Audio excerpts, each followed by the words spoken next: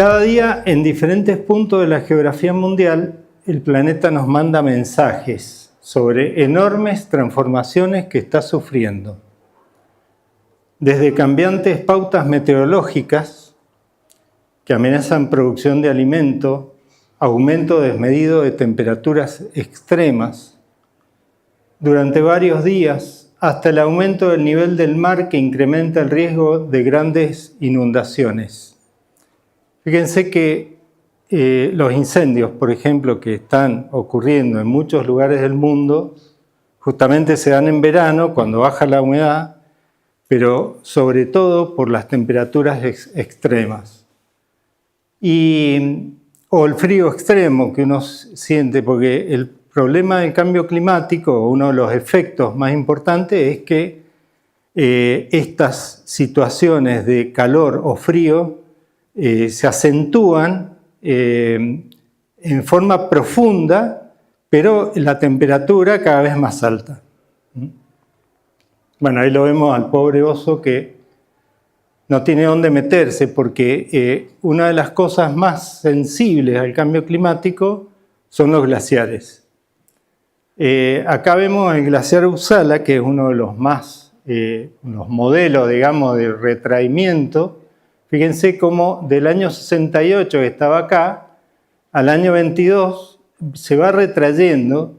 Y fíjense que es una masa de hielo enorme, es decir, esto que parece que fuera bajito, son 135 metros. O sea, es una masa de hielo que se va derritiendo, es decir, retrayéndose. Y fíjense que todo, el glaciar Bertach y el cono, es decir, todo va ocurriendo de la misma manera.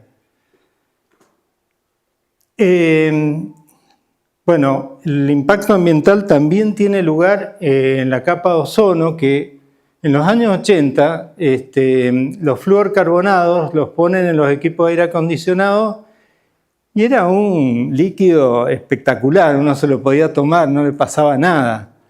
Pero ¿qué pasó? Se empezó a ir a la estratosfera y entonces atenta con la capa de ozono que existe, que es un filtro para nosotros y nos permite la vida. Sin eso no existiríamos. Bueno, y empezó a competir con la producción de ozono, entonces se formó el agujero, que es lo que vemos aquí, justo sobre la Antártida y parte del país, de nuestro país, Australia y demás. Eso fue en el año 2000, bueno, en el 92 se disparó el protocolo de Montreal, que cambió los propelentes de los aerosoles, los líquidos que llevan los equipos de aire acondicionado, en fin. Y por suerte dio resultado. Fíjense que en el año 2022 se está recomponiendo la capa de ozono. Sin embargo, recién hacia 2060 estaría reconstituida. Mientras tanto, a cuidarse de los problemas del UV que nos atenta contra la piel, ¿no? Bueno, y respecto de la energía, vamos a decir lo siguiente, fíjense. En este siglo estamos transitando lo siguiente, tenemos el desafío de contar con energía suficiente en cantidad y calidad. Cualquiera de nosotros, hay muchos arquitectos aquí, para su trabajo necesitan moverse, necesitan gastar energía. Bueno, necesitamos que esa energía esté en cantidad y en calidad. Su uso debería demandar un bajo o nulo impacto ambiental. Es lo esperable, digamos. Ya somos más de 8.000 millones de personas arriba del planeta, creciendo al 1% anual. A escala mundial, el consumo crece alrededor de un 1% por año. Y fíjense que antes crecía al 2% por año. O sea que, de alguna manera, algo se está haciendo bien. Sí, estamos modificando el consumo. Las emisiones de gases de efecto invernadero también son importantes, alrededor del 0,8% anual. O sea, menos que el crecimiento del uso de energía. Y la idea de todos los investigadores y demás es llegar al 2050 con net zero energy, es decir, tratar de tener equilibrio en la cantidad de energía que estamos generando para disminuir el CO2. Y eso implicaría mantener un calentamiento global por debajo de 1,5 grados. No nos alcanza. Estamos gastando más, estamos emitiendo más y las predicciones es que vamos a llegar a 2 grados de calentamiento global a principios de 2040. Por eso tenemos que movernos, tenemos que trabajar para mantener la sustentabilidad a lo que cueste. Bueno, fíjense que, por ejemplo, del año 2000 al 2022 ha aumentado el 70% de la superficie construida mundial. ¿Tenemos nosotros la responsabilidad? Sí, señores, tenemos parte de la responsabilidad. Alrededor de 250.000 millones de metros cuadrados, de los cuales el 80% es residencial, y solo se ha reducido el consumo promedio de energía un 20%. Que hay gente que vive en casas solares y el consumo es mucho menor. O sea, se logra un consumo un ahorro muy alto si uno hace determinadas estrategias que vamos a entrar a ver. Pero además se requiere el apoyo de responsables de decisión. Yo no sé si hay políticos acá, pero normalmente no están. No están cuando tienen que estar, están para la foto. Pero bueno, vamos a ver lo siguiente. Miren, hay algunas cosas interesantes. Bueno, antes de seguir, vamos a ver un poquito el foco en Argentina. Somos 47 millones, un poquito más, ya 47 millones de personas, con un aumento de 0,5% anual. Quiere decir que cada año se suman 235.000 nacimientos. Y yo siempre le digo a los alumnos, bueno, no se preocupen por trabajo, porque 235.000 personas, si uno lo lleva a jóvenes que son jóvenes que necesitan casa, que se tienen que casar, bueno, entonces 235.000 casas por año necesitamos estar haciendo, más 3 millones de déficit tenemos para hacer casas, digamos. El asunto es buscar la forma, que sea económica, que sea práctica y que sea linda. Bueno, ¿y qué hacemos? Y gastamos 82 millones de toneladas equivalentes de petróleo. Eso es la cantidad de energía primaria que gasta el país en todos los rubros. Y uno puede diferenciar residencial, comercial, es lo que se ocupa para operar los edificios, calefacción, enfriamiento, iluminación, etc. Y fíjense que la industria también ocupa una parte de la energía para producir los materiales de construcción. Entonces, si sumamos esos dos rubros, el proyectista de edificios, arquitecto, ingeniero, maestro mayor de obra, que sea, es el responsable del 45% del consumo de energía primaria del país. 45%, casi la mitad. Y además hay otra cosa. Yo hoy genero un edificio y el edificio va a vivir más que yo. Me va a superar. Sí, es probable que, bueno, en la cátedra se hizo un estudio y ¿cuánto dura un edificio? ¿Te han preguntado alguna vez?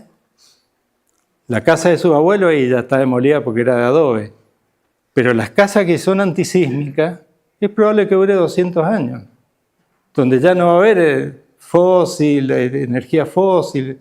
¿Están preparadas? ¿Estamos dándole la infraestructura? Pregúntenselo. Entonces aparece la arquitectura sustentable. ¿Qué nos dice? Primero, guarda con la forma. La forma tiene mucho que ver para el consumo de energía y para el consumo de materiales en la construcción. Si usted hace una casa y al dueño le resulta que va a pagar el 80% de los materiales en vez del 100%, te va a besar las patas, va a decir, buenísimo. Bueno, eso es lo que dice la forma eficiente. Y la conservación de energía sería incluir aislantes para evitar que pierda calor o que gane tanto calor en verano. Segundo, el aprovechamiento solar, que ahora es incorporar la energía a ese edificio que gasta poco, yo le incorporo energía solar, va a gastar mucho menos. Entonces aparecen los sistemas solares pasivos, sistemas de producción de agua caliente o de generación de energía eléctrica fotovoltaica. En otros lugares será eólica, en fin. Y si tiene enfriamiento pasivo, que va de la mano con la aislación y va de la mano con la masa térmica, también vamos a tener un ahorro adicional. Bueno, y no quiero dejar de hablar de los incentivos que hay hoy en la Argentina. Tenemos la ley 27424, esta la promulgó el gobierno de Macri, que se llama de generación distribuida, permite que la gente pueda armar su parque fotovoltaico, por ejemplo, o eólico, o producción de energía eléctrica con energías renovables, y venderlo a la red. Eso fue clave, porque esta fábrica que aparece acá entrega, ocupa esa energía y el excedente lo entrega a la red. Entonces no me importa qué tamaño tiene esto, no. Puede ser chico, provee el 30%, grande, provee el 100% a la fábrica. Y el domingo, ¿qué pasa? Le vende a la red. ¿Se entiende? Fundamentales. Este es un programa que está en aplicación, en vías de aplicación, que es el de etiquetado de viviendas, PRONEV. Bueno, y justamente lo que quiere decir esto, que yo voy a alquilar esta casa y miro la etiqueta. Y la etiqueta es A, buenísimo, voy a gastar poca energía. Eso está en España y justamente estaba viendo que las casas más eficientes eran más caras, porque hay una conveniencia de mercado ahí ya. Entonces, amerita que yo haga una inversión adicional para transformar la casa. Bueno, fíjense, en Mendoza, la ciudad de Mendoza tiene esta ordenanza que permite que, incorporando todas estas estrategias, te permiten aumentar el FOT, el factor de ocupación del terreno. Y eso, fíjense, este edificio es un edificio que se está construyendo frente al... está en un costadito del parque, digamos, en la calle Boulogne-sur-Mer. Él, a través de esto, incorporó estas estrategias pasivas y le permitieron construir 2 pisos más, que son 8 departamentos. ¿Cuánto valen 8 departamentos? Bueno, saquen la cuenta. Es interesante, son incentivos importantes. Bueno, en Godoy Cruz los incentivos van por otro lado, van por reducir aforos de construcción y por bajar la tasa la tasa municipal, digamos, que paga cada uno de los departamentos. Pero los aforos son importantísimos, la cantidad, ¿no? Este edificio en Neuquén, que es otro, se le hizo la aplicación y el dueño le ahorró eran cerca de 20 millones de pesos. Entonces, entonces con el incentivo yo voy cambiando la ficha, que es importante eso. Entonces ahora veamos un poquito la tarifa hoy. ¿Qué estamos pagando hoy en nuestras casas? Si vemos, la energía eléctrica está a 299 pesos por kilovatio hora. Así la pagamos, ¿no? Por kilovatio. El gas natural lo pagamos por metro cúbico, 236, pero llevado a kilovatio hora, sin subsidios y tomando la eficiencia, porque el gas yo lo quemo en una estufa y tienen que salir los gases, salvo que sea infrarrojo, pero si no, en calefón, estufa, caldera, todo eso cocina, tiene que ventear. Eso al ventearlo, salir los gases por la chimenea, se llevan una parte de energía. Por eso aparece una eficiencia ahí, que es el 65%.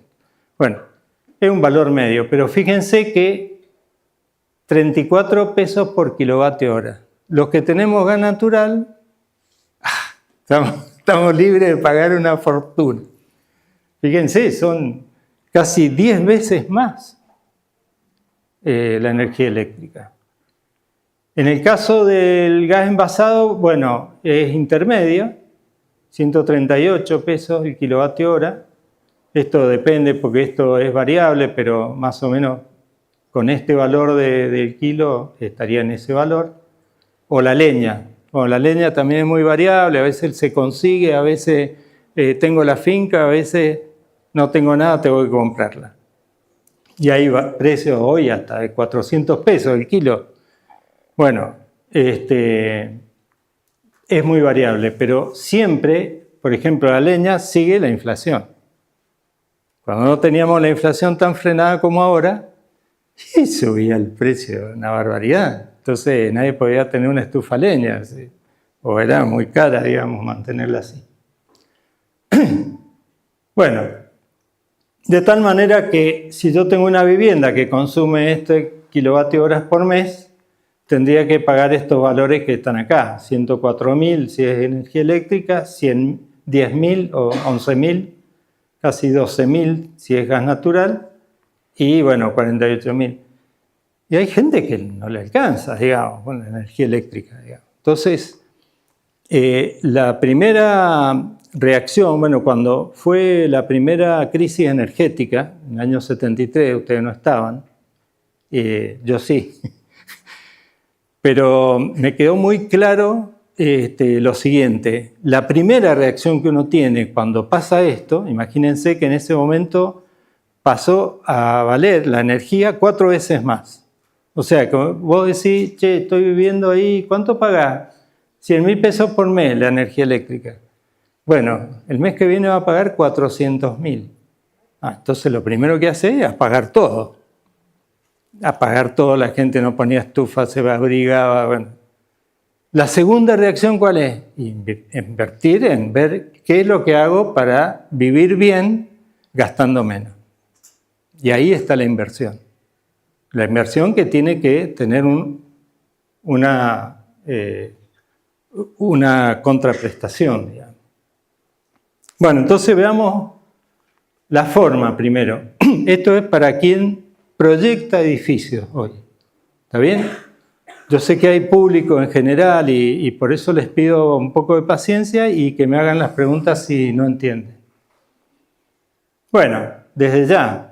Pérdida de calor mínimo, hay que buscar de reducir la forma de manera que encierre el mismo espacio con el mínimo de superficie. Eso es un ejemplo, esto es una construcción en plena Antártida, la estación Parodi, y estos son dormitorios que tienen la forma del iglú, fíjense, pero construidos con alto impacto, con materiales aislantes, de manera que adentro tenga 15 grados y afuera hay 30 bajo cero. Entonces se tiene que bancar porque yo tengo que poder vivir, ¿no? Me voy a dormir, no me puedo despertar en el cielo.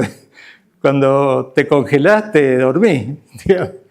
Bueno, es muy importante ahí el nivel de ventilación que tiene. Bueno, todo esto es un ejemplo, digamos, de forma eficiente. Esto es un supermercado en Greenwich, en Inglaterra. Es una zona muy fría. Fíjense que los muros desaparecen, prácticamente está todo semienterrado. Está nada más que la entrada acá. Y por el lado opuesto está la entrada de todos materiales y productos. Y fíjense qué interesante. Bueno, no está acá, pero estas ventanas miran a lo que sería el sur de nosotros. Y ustedes me van a decir, che, pero ¿no gana energía solar? No, porque la gente entrega la energía ahí adentro.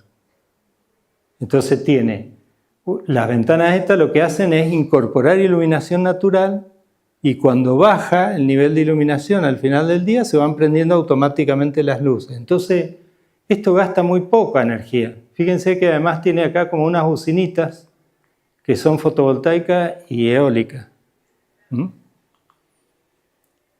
Bueno, esto es un hotel.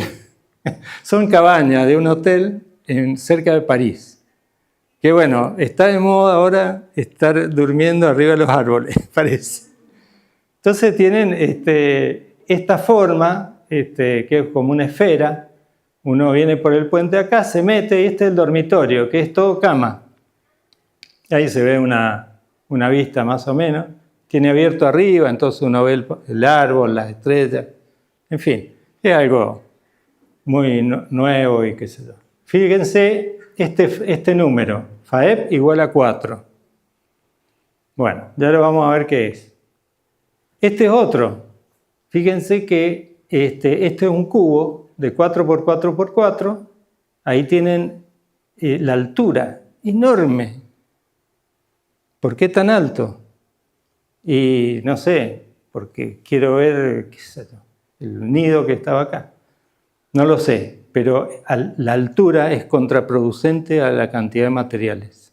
Y fíjense qué es este número. Este número es la superficie de envolvente del edificio, fachada, techo, dividido la superficie cubierta.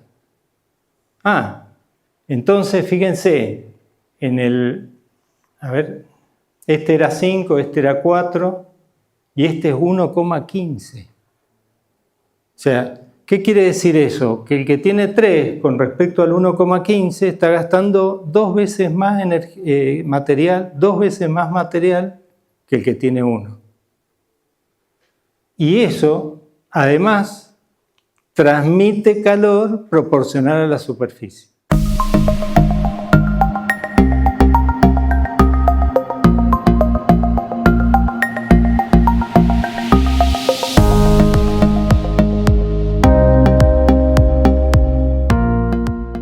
Fíjense esta casa, este es un caso real. Me llegó una casa 18 por 6. Querían hacerla solar, por eso extendieron mucho la fachada norte, que es esta de acá arriba.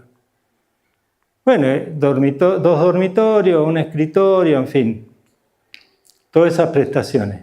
¿Cuánto es el FAEP? Esta es una planilla que usamos normalmente, entonces los arquitectos llenan acá y les da directamente el valor 2,41. Bueno, más o menos podría ser. Fíjense este modelo. Achicamos los 18 metros, los bajamos a 12 y el 6 lo llevamos a 8. Lo vamos haciendo más compacto. FAEP 205. Y es lo mismo, sí, la misma superficie cubierta. Los mismos locales, el mismo tamaño. ¿Y dónde está la cosa? Bueno, fíjense la diferencia. Esto es una planilla que hacemos de impacto del ahorro. Yo pongo acá 241 el original, 205 el optimizado y 100 la superficie cubierta. Y me voy a ahorrar en la construcción 1,5 millones de pesos. En esa cantidad de superficie que se ahorró, que te lo dé a vos.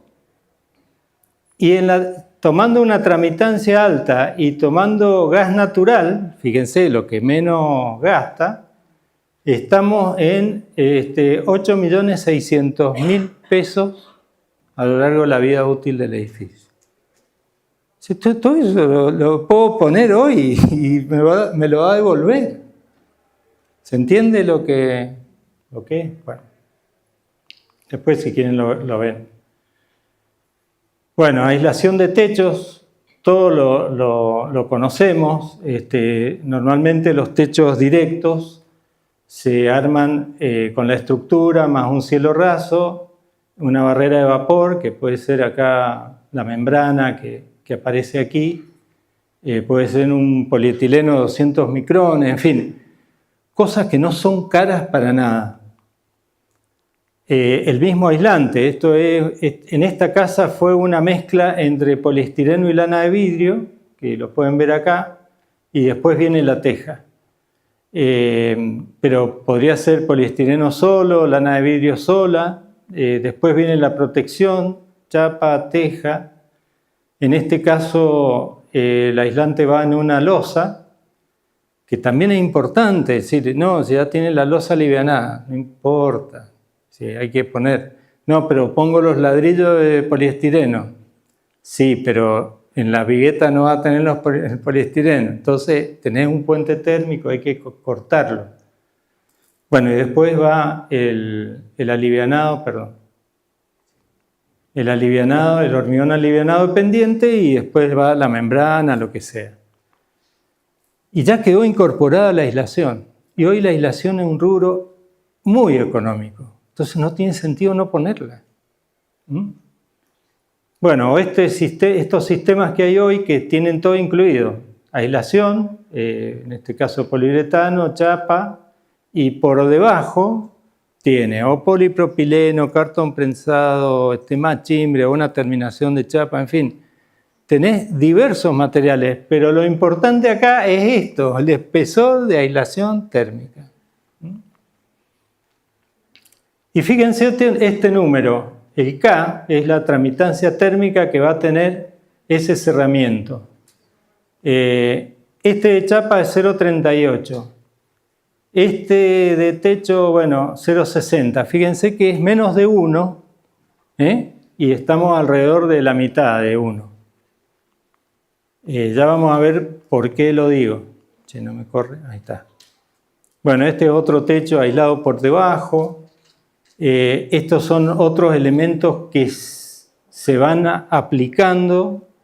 Digamos, el Isocret es un poliestireno que está embebido en cemento. Entonces es muy fácil de poder armar el hormigón alivianado con él sin que vuele por todos lados. Le cuesta juntarse con el cemento, por eso lo venden. O este otro que copia a la chapa y permite aislar un techo de chapa viejo por arriba. Eso se usa mucho en Buenos Aires, en los galpones que eran industriales, se reciclan para hacer otro tipo de cosas, oficinas. Bueno, usan ese tipo de cosas.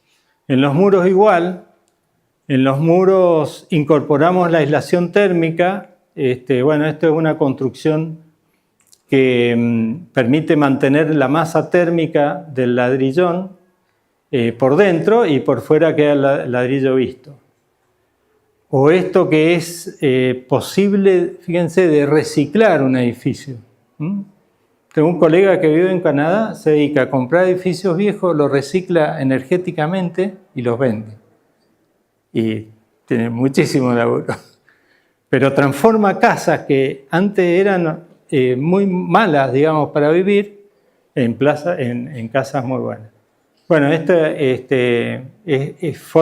la forma de aplicarlo, digamos, con alfajía de álamo, con el telgopor que se pone entre medio y la malla que va a recibir el revoque.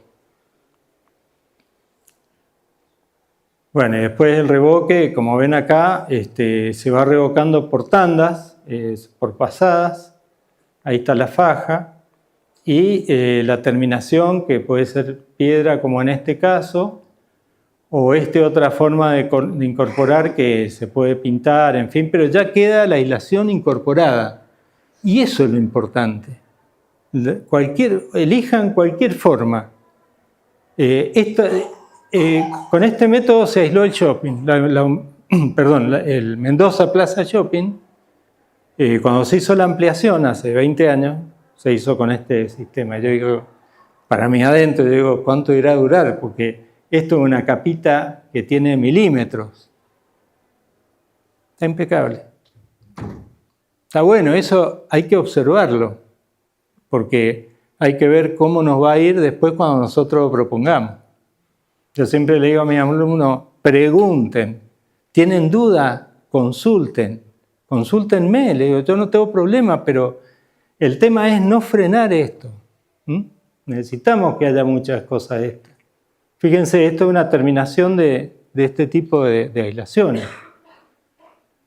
O bueno, incorporar poliuretano, esto es bastante vox populi.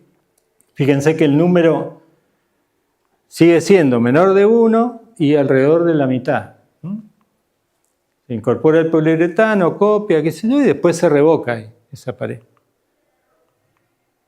O esto que tiene, hoy se vende mucho porque es una forma muy, muy práctica, rápida, menos mano de obra, que la mano de obra siempre es un problema, digamos. Entonces necesitamos métodos que puedan usarla. Bueno, este sistema casa-forma con revoques proyectados y demás, también uno puede elegir qué espesor va a tener esto. Bien, entonces aislamos el techo, aislamos los muros, vamos a las ventanas. Vamos a poner doble vidrio, sí, claro, perfecto. DBH. Aunque les puedo decir que hay momentos en los cuales el DBH podría obviarse. Y eso es importante por los costos. No es que vos vas a la carpintería y te dicen, no, poné DBH y ya está. Pero hay que mirar si la casa, qué proporción de ventanas tiene y demás. Entonces, anteriormente decían, ponerle una cortina pesada. Y eso es importante, porque es cierto. Entonces, pero fíjense lo siguiente. Pongamos DBH, fenómeno. ¿PVC o madera? ¿PVC o aluminio? No, PVC, 2,5. Este es el K de la ventana, 2,5. ¿Cuánto era el K? ¿Cuánto era el K que tenía el muro? Menos de 1, alrededor de 0,5. Con respecto a 3,6. 7 veces más pierde 1 metro cuadrado de ventana con DBH con respecto a un muro aislado. Con un telgopor que vale 2 pesos. ¿Se entiende? Entonces tenemos que buscar cuál es el equilibrio de eso y actuar en consecuencia. Bueno, ahí tienen la ventana con doble vidrio, ya la conocemos. Hoy se usa mucho el aluminio con ruptura de puente, que es similar al PVC. Pero bueno, lo han tratado de competir, entonces bajan los precios del aluminio ahí forzándolo. Y fíjense una cosa, cuidado con la elección del DBH. ¿Por qué? Porque livianamente te sugieren, y ponés 6 más 12 más 6. Y vos decís, bueno, ahí sí, voy a tener que poner, ¿cuánto vale? Una fortuna vale eso. Y además es tan pesado que necesito una carpintería de alta prestación, altísima prestación, con unos herrajes que salen carísimos.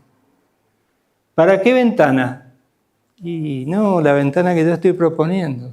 Bueno, miren, si entran en Basa, que es la página web de Vidriera Argentina, de donde vienen todos los vidrios,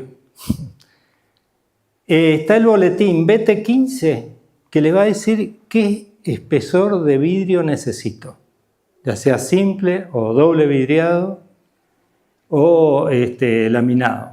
Y el BT6 es para vidrios templados. Entonces, depende del paño, depende del lugar donde va. Decís Mendoza, fenómeno. Decís San Rafael, bueno, cada lugar tiene una presión de viento. ¿Qué es lo que tiene que soportar eso? Y además, cuando uno arma, suponete esto, 4 más 12 más 4, sería un vidrio de 4 milímetros. Si lo pongo solo, es una resistencia. Cuando pongo el DBH de 4 milímetros, aumenta enormemente la resistencia que tiene el paño. Entonces, hay que ir por adelante, porque el vendedor de vidrio, y le conviene vender lo más que se puede. Es lógico, que él tiene su negocio. Uno tiene el nuestro. Uno tiene que defender la posición del comitente. Entonces ahora incorporemos energía solar. Tenemos la fachada norte, sí, pongamos las ventanas a la fachada norte, hacemos ganancia directa. que tiene una aislación nocturna que yo la puedo controlar con una cortina, con un blackout, con lo que yo tenga a disposición. Y aquí vemos cómo entra la energía, que esa energía va a hacer que yo no tenga que prender la estufa tanto. Y tiene masa térmica. ¿Qué es la masa? Y es un elemento macizo, denso, que permite acumular energía sensiblemente. ¿Por qué digo? Bueno, sensiblemente porque hay acumuladores de cambio de fase que son con calor latente, que es una tecnología que todavía no llega aquí. Nosotros en el instituto quisimos armarlo, pero era muy caro. Pero me permite, para que tengan una idea, esto se hace como una especie de container, porque es un líquido que se solidifica o se licúa. Y en eso está el intercambio. Pero un container de 2 centímetros equivale a un muro de hormigón de 20. Entonces yo puedo hacer una casa liviana y después le pongo eso, por supuesto. Es fantástico, pero es muy caro. Bueno, tenemos el piso macizo. Listo. Es un buen acumulador. Tienen acá temperaturas, fíjense, cuando le da el sol, entra el sol, son 28 grados acá adentro. Y acá son 22. Pero a la noche todo se unifica. Y está alrededor de los 23 grados. Bueno, esa es la masa térmica. Y fíjense qué pasa con las temperaturas.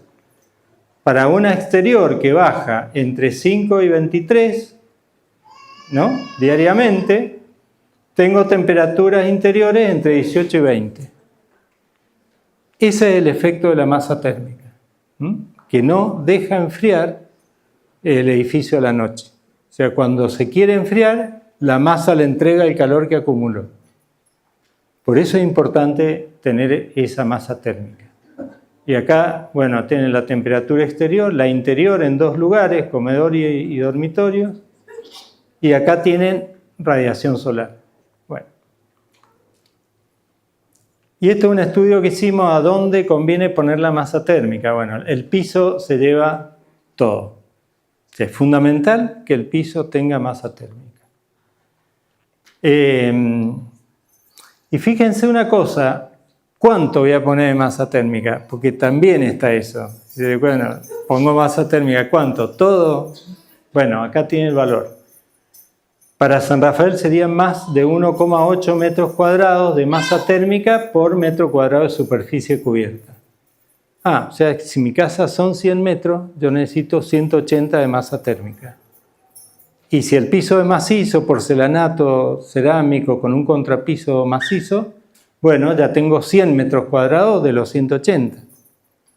Bueno, y el resto van muros. O va en techo, depende del tipo de techo. Hay techos que son losas macizas, perfecto. Hay muros macizos, perfecto. Ladrillo macizo, hormigón. Hay la construcción de bloque es muy económica energéticamente hablando. El bloque tiene muy poca energía incluida. Entonces construyen con bloque y le agregan tierra o arena compactada o un hormigón pobre también. Todo eso puedo transformar ese muro de bloque en masa térmica. El ladrillo hueco, y no. Es muy poquito, acumula pero muy poquito. Entonces lo que va a pasar es que se va a terminar enfriando.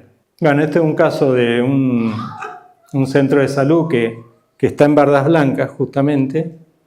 Tenían que acomodarlo porque tenía ya como 50 años, estaba la chapa del techo muy oxidada. Bueno, se aisló térmicamente por el exterior y se construyeron estos departamentos para el chofer de la ambulancia y la enfermera. Y la verdad que anda muy bien, tiene un ahorro de energía auxiliar de casi el 80%. Los equipos se redujeron porque la potencia, al bajar el consumo, necesito una estufa más chica, hablando así. Entonces, ¿cuánto fue? Bueno, un 60% menos acá, en la potencia. Y fíjense, esta es una campaña de mediciones que se hizo. Acá hay temperatura de nuevo entre 5 y 20, más o menos la variación que tiene la temperatura. Acá hubo una tormenta. Y las temperaturas interiores se mantienen alrededor de 20 con todo ese ahorro. ¿Se ve? Bueno, esta es otra forma. Esto es una escuela en Santa Rosa, en La Paz. Y hay otra en La Valle. Es muy parecida. Tiene 2 tiras de aula con una circulación entre medio. Y la ganancia le llega desde arriba. Pero como la escuela también tiene alumnos, o sea, tiene calor propio, digamos, el aula, no necesito grandes ventanales. Esto es con 70 centímetros de altura de ventana, ya era suficiente para iluminar y para calefaccionar. O fíjense la zona de administración y demás también tenían ganancias por arriba. Pues son edificios que son muy extensos, entonces tengo que ganar por arriba.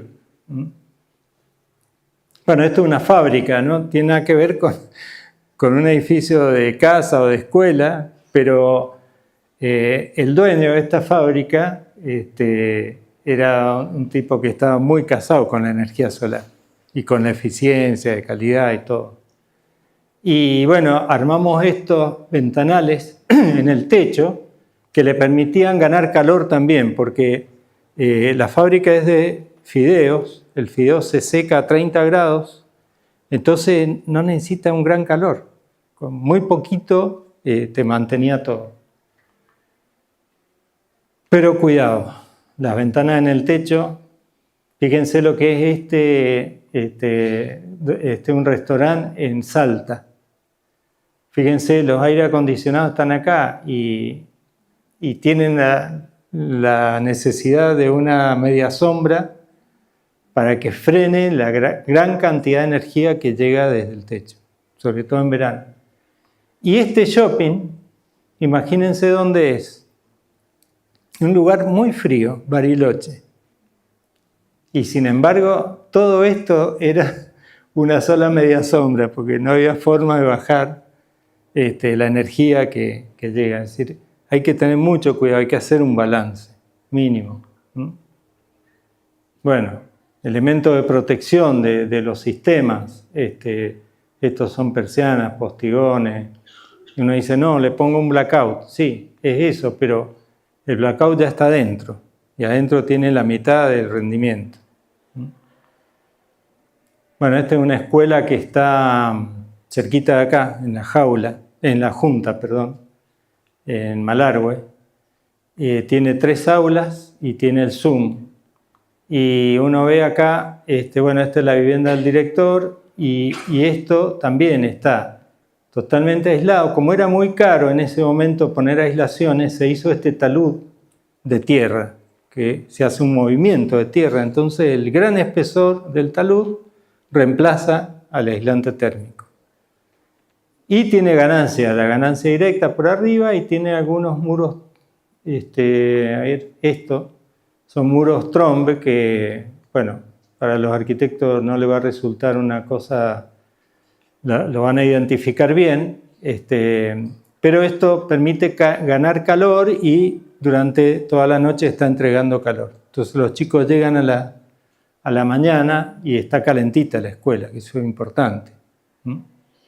Y este elemento que, fíjense, son aleros que permiten sombrear la fachada en pleno verano, pero este alero de abajo además es un estante de luz que permite redirigir la radiación hacia el interior y emparejar la luz dentro del aula. Bueno, son sistemas que tienen que ver, fíjense, con cosas muy económicas. Un estante de luz, ¿vale? Es una estructura de chapa con lo que ustedes quieran, una madera pintada con un revestimiento o una chapa de acero inoxidable si quieren, pero son cosas económicas y realzan la vida dentro de los edificios. Fíjense, estas son las temperaturas adentro, bueno, también una campaña de medición. Esta línea dice que es 0 grados, o sea que temperaturas de helada permanente, y adentro tengo temperaturas de 15 a 20 y un poquito más. Y estas partes son cuando llegan los chicos, de 10 a 18. Y fíjense que las temperaturas que tenemos. Bueno, esta es otra escuela que está en el Sosñado, la parte de dormitorios. También se hizo un estudio del FAEP y pudimos meter más camas con la misma inversión. Eso fue interesante. Y fíjense, bueno, cómo se van incorporando las aislaciones con la barrera de vapor y demás. Y acá se hizo el techo invertido. O sea, como era tan frío, fíjense que acá fue un día que hizo 14 grados de mínima, bajo cero, y 0 de máxima. Entonces lo que se derretía del techo iba quedando ahí en la estalactita. Entonces era imposible. Hay cronogramas que hay que cumplir y demás, se hizo el techo invertido. Primero la chapa y después se fue armando para abajo. Bueno, esa está acá en el Sosñado, la pueden ver, tiene muros trom de ladrillón, bolseado, como se ve ahí. Y fíjense las temperaturas. Acá las temperaturas no son tan rigurosas en esta parte de octubre, pero tenemos temperaturas entre 5 y casi 20. Y adentro tenemos la azul es la del dormitorio y la roja es la del muro trombe. Fíjense cómo crece la superficie exterior del muro cuando le da el sol y eso hace viajar el calor hacia adentro. O este edificio está en Portugal. Fíjense acá, uno dice, sí, tiene fotovoltaicos acá. Se ven ahí. Bueno, ¿saben qué es eso? El vidrio de un muro trom. Es un fotovoltaico. Entonces produce energía eléctrica y además calefacción. Y anda mejor porque el fotovoltaico mientras más frío está mejor. Entonces está circulando el aire y lo enfría porque al producir energía se calienta. Bueno, tiene varias cosas. Lo calculó un amigo que lo hemos traído acá a Mendoza en alguna oportunidad. Helder Goncalves se llama. Y a él se le ocurren todas estas ideas también. Es un apasionado. Fíjense que las aberturas tienen estas protecciones, bueno, que permiten controlar la ganancia. Bueno, ese edificio está por ahí, la pueden googlear. Es muy interesante todo lo que tiene. Bueno, y finalmente un sistema más. Vimos ganancia directa, los muros y los invernaderos. El invernadero es un espacio que está sobre todo vidriado en el techo. Eso hace ganar una tremenda cantidad de energía. Entonces, permite eso, por ejemplo, este es un invernadero, que lo pueden ver vidriado acá arriba, y entrega calor a los espacios que están adyacentes. Bueno, esto, fíjense las temperaturas de los muros que están rodeando al invernadero. Acá se ven 25 grados y tenemos 22 en una pared aislada. Fíjense, las temperaturas siempre son intermedias, muy altas en el día y más bajas en la noche, pero intermedia a la exterior, que es la verde. Y la interior es la que se ve acá en este punto. Bueno, eso se aplicó, por ejemplo, en esta sucursal de Villa Traful del Banco Provincial de Neuquén, que es semienterrado, bueno, porque es una construcción en una ladera, pero bueno, son sistemas que nos permiten ganar calor y evitar que gastemos energía a través del gas o de lo que sea. Bueno, acá hay unas proporciones que son útiles, si ustedes quieren, en la casa. En esa casa que habíamos hecho, habíamos mejorado la forma. El 20% de la superficie cubierta la podemos poner como sistema pasivo. ¿Y eso qué me da? y me da un 80% de ahorro anual de la calefacción. ¿80%? Sí. Bueno, si es escuela o un local comercial, de 7 al 10%. Y se baja ese número. O sea, necesito menos espacio. Sí, pero tengo la vidriera. Bueno, pone la vidriera, pero cuidado con lo que va a pasar después de la vidriera.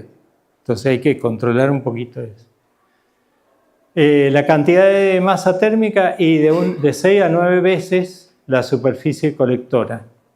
Tengo 20% acá, 6 a 9 veces, estoy más o menos en los 1,8 por metro cuadrado.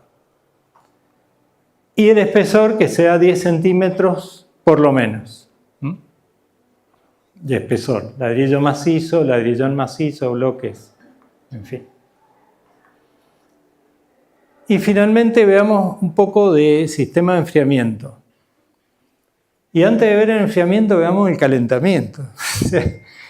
Fíjense este edificio, bueno, cuando un edificio no está aislado térmicamente aparece esto. La forma de contrarrestar esa ganancia es sacarla con el aire acondicionado. Entonces aparecen estas cosas. O imagínense este edificio que tiene un muro más oscuro. Porque mientras más oscuro, la radiación que llega se transforma en calor. Y la absortividad depende del color. Entonces, si la absortividad del negro es 1, o sea, todo se transforma en calor, la del blanco es 0,20, entonces el 20% solo se transforma en calor. Entonces, un muro más clarito, como han hecho acá, se va a calentar menos que este muro. Fíjense, esto es en Buenos Aires, es un plato porque yo tenía que ir a este edificio. Y era tremendo el calor que tenía, porque, claro, hoy ¿qué hacen? Una fachada vidriada y el equipo de aire acondicionado está en la terraza, ni lo ven. Pero este lo tenían que ver porque cada una de estas, encima de cortina, no saben qué hacer, si abrir la ventana o no. Lo vuelven loco a la gente. Fíjense este otro edificio que es construido 50 años atrás y no tiene aire acondicionado. Porque es Buenos Aires, el clima de Buenos Aires es bueno, digamos, básicamente casi todo el año. Hay momentos de calor, que sí son bravos, pero ahí sí necesito el aire. Y yo no digo de no ponerlo, pero sí rebuscamos el uso. Fíjense este edificio también. Primero aquel que se autosombrea con los balcones. Entonces el balcón me permite bajar la ganancia, claro, totalmente. Pero fíjense que de nuevo vuelve lo mismo. O sea, cuando yo tenía ventanas que perdían 3,6 y la parte opaca la puedo aislar tanto como yo quiera, entonces fíjense, combinó la parte opaca con la parte vidriada y le da una fachada corporativa, de transparencia, en fin, todo lo que quiere un empresario, ¿no? ¿Y por qué es eso? ¿Por qué tengo que sombrear? Fíjense, esta curva de acá arriba, a ver si la puedo ver acá mejor, esta radiación solar es la que llega sin sombrear. Y esta es la difusa que llega al sombrear la directa. Me queda la difusa. Una vale 3.200 y la otra no llega a 1.000. Entonces, la fachada que está sombreada se va a calentar por... Ahí está. La que está sombreada se va a calentar por 1.000 y la que está asoleada se va a calentar por 3.000. Y eso hay que sacarlo para afuera. Entonces, es importante que acá esté este muro aislado para permitir la posibilidad de que gane lo menos posible el edificio. Pero además, calcular estos aleros, que se pueden calcular fácilmente, para permitir la sombra permanente en los 3 meses de verano, o los meses que tengamos, depende del lugar, pero fíjense, estos son unos locales comerciales que miran al oeste. Entonces al oeste tiene una gran carga térmica Bueno, pusieron un alero, pero era insuficiente, porque el sol baja. Y ahí tengo, aparte del local comercial, que entra gente y demás. Entonces aparecen estos elementos que le permiten sombrear, pero si sombreas no se ve. Entonces, ¿qué hacemos? ¿Publicamos para que se vea o sombreamos para estar bien cómodos? Bueno, es muy importante. Esto, bueno, lo manejan con motores y demás, todo bastante bien armado, te digo. Y trabajan bastante bien. Y si no, usar vegetación. Y la vegetación tendrían que tener 90 a 120 grados al norte, libres para el asoleamiento de invierno, con aleros aquí.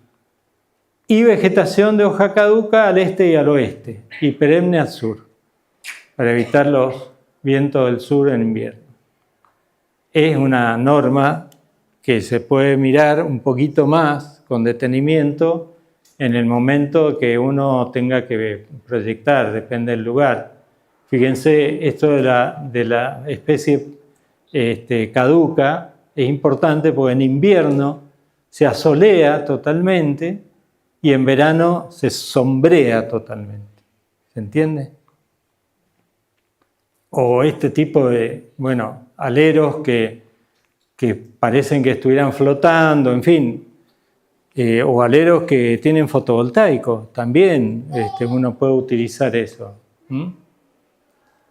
Acordémonos de la masa térmica que decíamos en el momento de cubrirnos por el frío.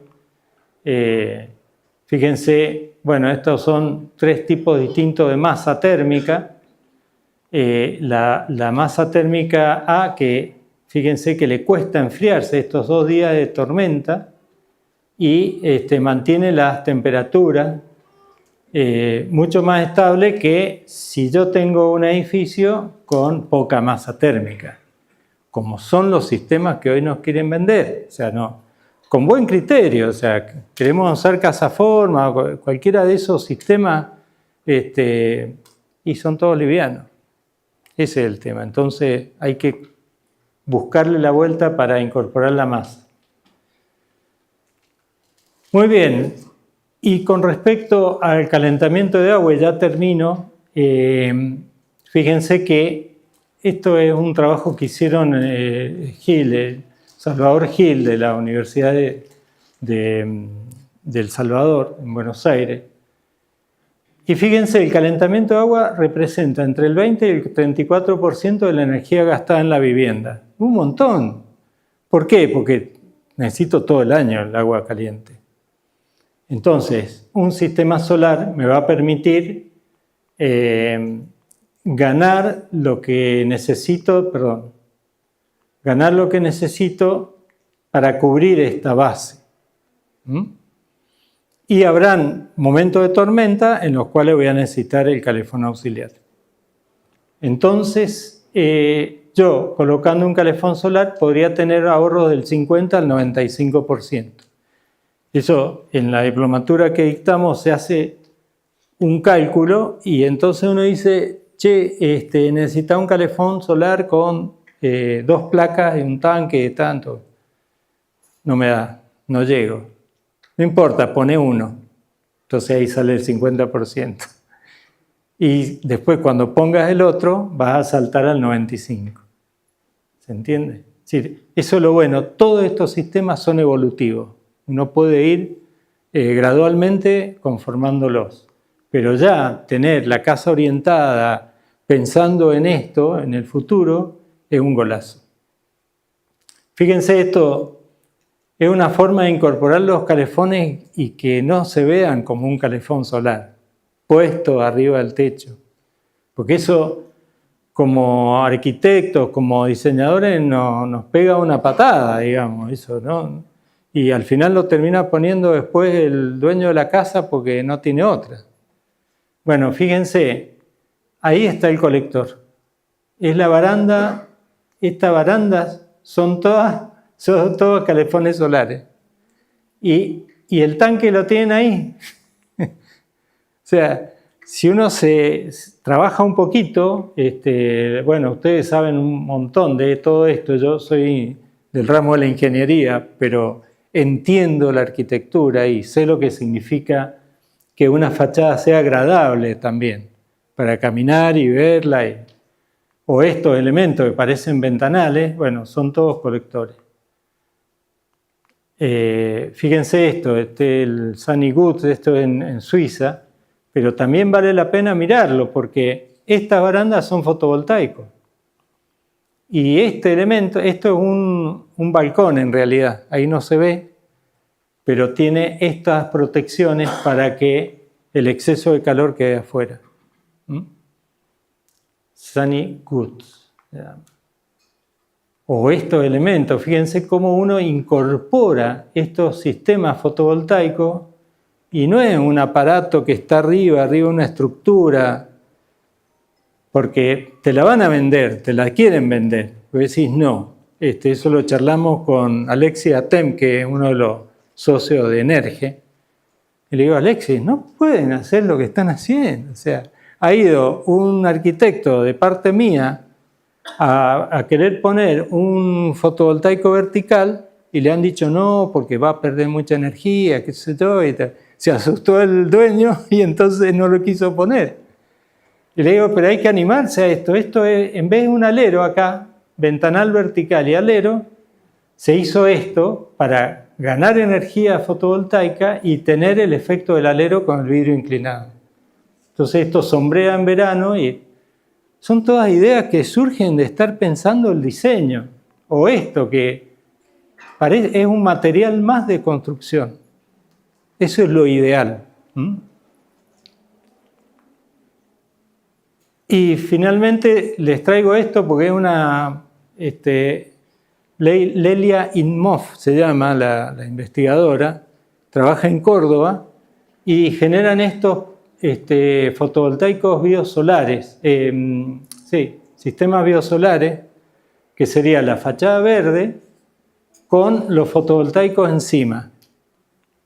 Capaz que esto se puede mejorar, pero es muy interesante ver cómo crece todo esto debajo, porque la planta necesita un 1% de la radiación que llega. Y entonces me decía, con esta distancia de altura está fenómeno para que crezca cualquier planta. Entonces, y hoy están trabajando con aromáticas y demás, o sea, toda una serie de cosas muy interesantes y además producir energía eléctrica. Bueno, como conclusión, hoy los hechos nos demuestran todas las posibilidades para ahorrar energía, reemplazando combustibles fósiles en el sector residencial.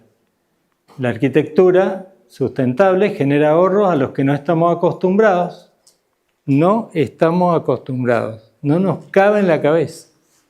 Por eso, lo ideal sería que ustedes, como arquitectos, tengan casas de este tipo. Y van a aprender un montón. Y van a ver que el nivel de confort térmico es muy importante en esas casas. Los sistemas son simples, fáciles de implementar y la inversión no es elevada. Y es aplicable desde el polo, bueno, hemos visto aplicaciones en el polo, hasta la puna. Bueno, no les mostré, pero hay un hospital de Susque, materno-infantil, que está casi a 3.600 metros de altura. No hay una planta ahí, pero hay mucho sol. Y ese hospital es impresionante, lo pueden buscar, el Hospital de Materno-Infantil de Susque.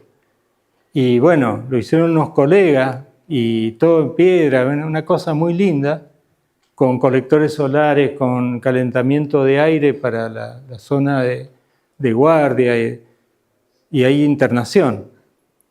Y esas internaciones tiene muros Trombe. Bueno, y desde el edificio más sofisticado hasta la vivienda más humilde pueden usar estas cosas. Así que ese es el mensaje que yo les dejo, agarrar el guante en la eficiencia energética. Bueno, creo que nada más.